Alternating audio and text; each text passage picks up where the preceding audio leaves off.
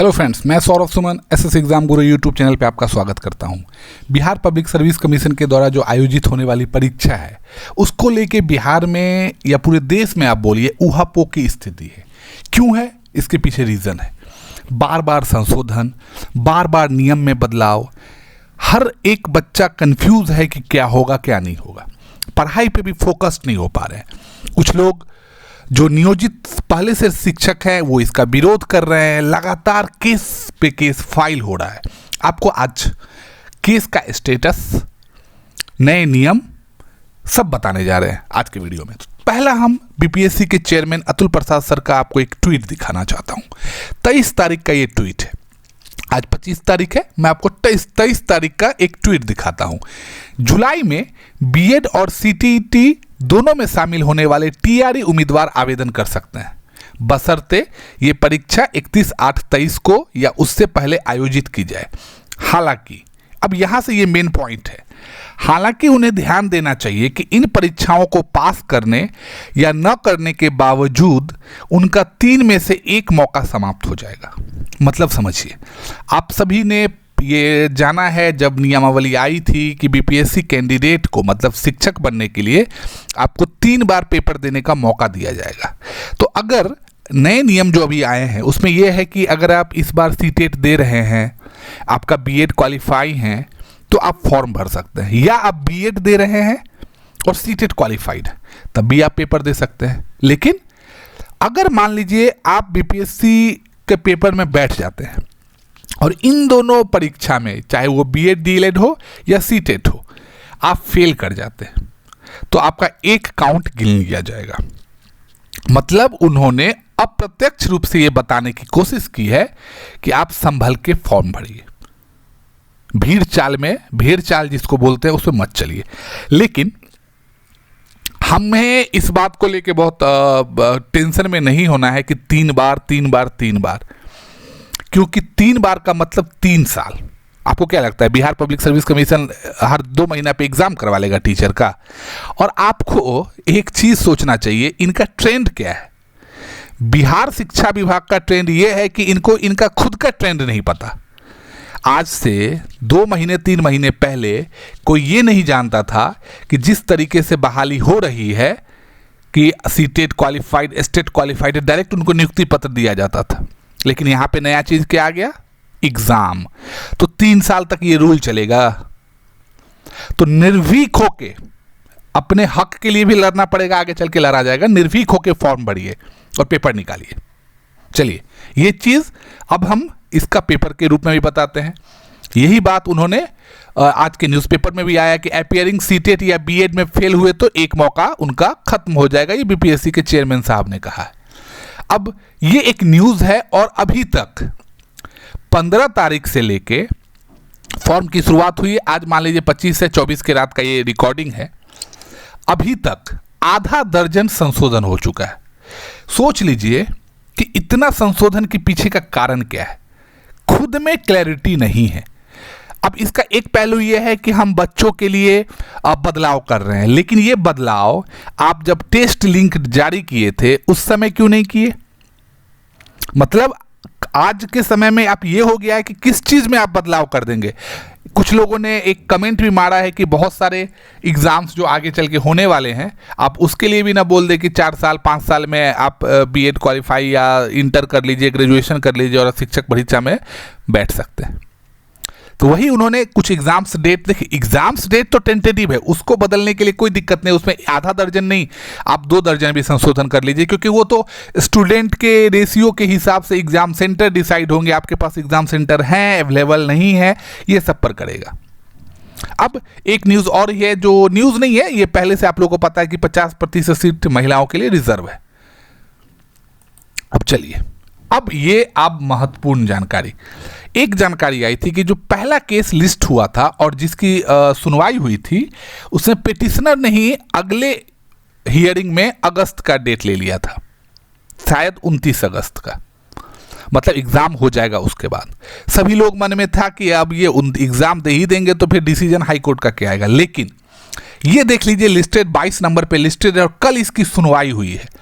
परिवर्तनकारी प्रारंभिक शिक्षक संघ versus the state of Bihar, 22 number serial पे। 23 नंबर पर है बिहार राज्य प्रारंभिक शिक्षक संघ versus the state of Bihar.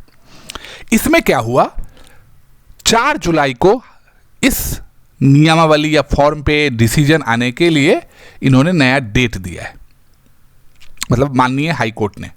तो 4 जुलाई को जो भी होगा उसका डेट आएगा। चलिए, एग्जाम से पहले है, जो भी जानकारी होगी। लेकिन ये इसमें जो जानकारी है कि इसमें स्टेट को डायरेक्ट नियुक्ति देने के लिए है, जो सीटेट वाले नहीं, स्टेट वाले 2019 वाले, शायद ये उनका केस है। अब मैं आपको ये बताता हूँ कि ये सब केस तो आएगा। ये जानकारी देने से पहले, अभी जो स्क्रीन पे दिख रहा है उस जानकारी देने से पहले मैं केस के संबंधित में एक जानकारी बता दूं। बहुत सारे दूसरे राज्य के लोगों ने सुप्रीम कोर्ट में एक केस किया था कि आपको पता है कि इस बार जो फॉर्म भरा जा रहा है उसमें सिर्फ बिहार के लोगों ने को अप्लाई करना है जिनका अस्थायी निवास या डोमिसाइल बिहार का है। तो बाकी राज्य वालों ने केस किया कि उन्हें क्यों नहीं मौका दिया जाए सुप्रीम कोर्ट में। सुप्रीम कोर्ट ने कहा कि आप जाइए हाई कोर्ट में जाइए, केस लड़िए, फिर आइएगा सुप्रीम कोर्ट। तो एक तरह से आप कहिए कि बिहार के लोगों के लिए एक अच्छी खबर है कि उन्हें उनका हक मिलेगा। अब क्यों हक मिलेगा, तो मैं आपको एक न्यूज़ दिखा रहा हूं। इस न्यूज़ में यहां देखिए, जिले में शिक्षक बनने में यूपी के निवासी सबसे अधिक है। जो बिहार बेरोजगारी के मामले में अग्रणियों में से एक है, यहाँ पे योग्य अभ्यर्थी शिक्षक पिछले 4 साल से बेरोजगार बने बैठे हैं। वहाँ पे दूसरे जगह के लोग, मैं किसी का विरोध नहीं कर रहा हूँ, लेकिन मैं बता रहा हूँ पहले मैं अपना घर सुरक्षित करूँगा, अपना घर आबाद करूँगा, तभी ना कहीं का और का घर देखूँगा। सभी लोग अपनी मांग करते हैं, तो इसी के लिए मुजफ्फरपुर जिले में कुल 100 शिक्षक बिहार से बाहर के निवासी मिले हैं। उत्तर प्रदेश के 84 लोग, पश्चिम बंगाल 4, झारखंड 3, नई दिल्ली के 8 और हरियाणा के 1। और ये सिर्फ एक टेंटेटिव और इससे ज्यादा की संख्या है। लेकिन चलिए, हमें विरोध नहीं है, हमें सिर्फ ये कहना है कि मौका तो सबको मिलना चाहिए, लेकिन पहले इनको डायरेक्ट नियुक्ति पत्र दे दो बिहार वालों को जो स्टेट क्वालिफाइड है, फिर बाकी राज्यों को भी सीट बचता है एकदम दो, वेलकम करो, लेकिन पहले बिहार राज्य के निवासी को दे दो। पहले से ही बेचारे इतने दिनों से बेरोजगारी का दंश झेल रहे इस सरकार के कारण। सरकार मतलब किसी एक पार्टिकुलर नहीं, पिछले 4 साल से जो है सब। चलिए, एक अब महत्वपूर्ण जानकारी, मायका बिहार में तो आरक्षण से नहीं किया जा सकता वंचित। बहुत सारे हमारे सब्सक्राइबर मैम लोग भी थी, लेडीज लोग, उनके साथ ये दिक्कत था कि उनका मायका बिहार में है पर ससुराल कहीं और, तो उनको डोमिसाइल का आरक्षण मिलेगा कि नहीं, वो फॉर्म भर सकते हैं कि नहीं। तो अब मैं उनके लिए ये खुशखबरी है कि विवाहित बेटियों के आरक्षण के लाभ को लेकर विभाग ने स्पष्ट आदेश जारी कर दिया है।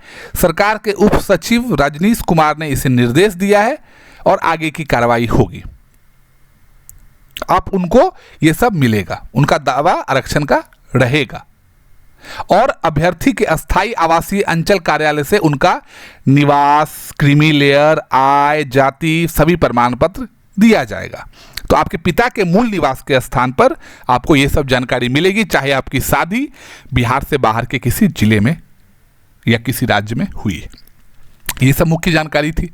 लेकिन पेपर हाई कोर्ट में कैंसिल हो ना हो, एग्जाम आज हो या कल होगा, एक तैयारी आपको हर समय लेके चलना है कि 24, 25, 26, 27 को आपका एग्जाम होगा। उसके लिए आपको पढ़ाई करना पड़ेगा। पढ़ाई फोकस्ड होना चाहिए। फोकस्ड का मतलब कोचिंग सेंटर के जाल में, ऑफर्स के जाल में, ऐप के जाल में, बुक्स के जाल में फंसे बिना आप खुद के, यूट्यूब के और गूगल के भरोसे पढ़ाई कर सकते हैं।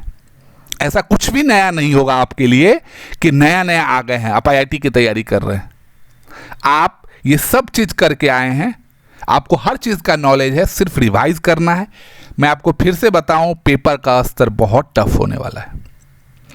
जिस तरीके से इनकी हर एक प्रेस कॉन्फ्रेंस में आप देखिए, जो एक एटीट्यूड, बॉडी लैंग्वेज दिखता है, वो यही दिखता है कि ये सामने वाला जो है सो बहुत ही ऐसा है वैसा है।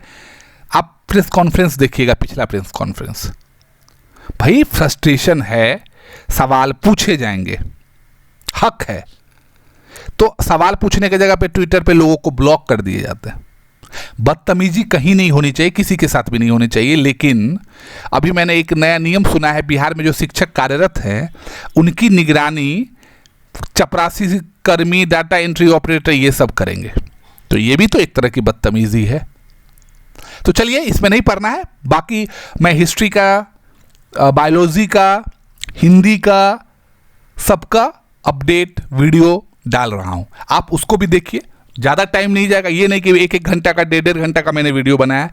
कुछ भी आपको अगर उससे जानकारी मिलती है जो पॉजिटिव रहेगी और पढ़ाई में काम आएगा, एग्जाम में काम आएगा, तो मेरे लिए वो संतुष्टि की बात है। और मुझे भी अगर उस वीडियो को अच्छा एप्रिसिएशन मिलता है तो मुझे भी नए नए चीज़ करने का, पढ़ाने का मौका मिलेगा और मेरा भी एप्रिसिएशन बढ़ेगा।